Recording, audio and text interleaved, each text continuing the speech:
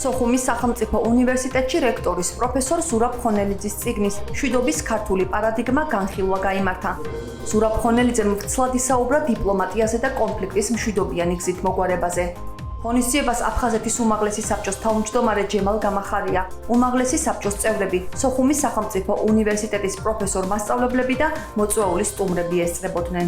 მინდა გარკვეული ანგარიშიც უთხრა საზოგადოებას, რომელიც დაინტერესებულია და ჩართულია კონფლიქტის მშვიდობიანი გზით დარეგულირების პროცესში, ან უნდა იყოს ჩართული პროცესში, რა ნაბიჯები გადადგა უნივერსიტეტმა და როგორ არის განცდა და დამოკიდებულება როგორც ქვეყნის შიგნით, ასევე ვიტყოდ ქვეყნის ფარგლებს გარეთ, იქ სადაც ხდება არა მხოლოდ გადაწყვეტილების მიღება, არამედ იმ გადაწყვეტილებას აქვს უზარმაზარი გავლენა სამშვიდობო პროცესში.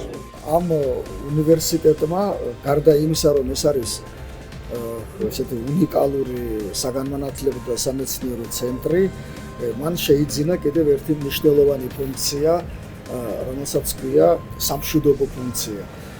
თვითონ აი განათლების კუთხე და კონფლიქტოლოგია სამ უნივერსიტეტში განსაკუთრებული მნიშვნელობა ენიჭება და ძალიან ღრმად ისწავლება ეს მიმართულება. ასევე მეცნიერული ხაზით მუშავდება ეს თემა, სპეციალური ინსტიტუტი არის უნივერსიტეტში შექმნილი და აი ამ თემაზე მუშაობს.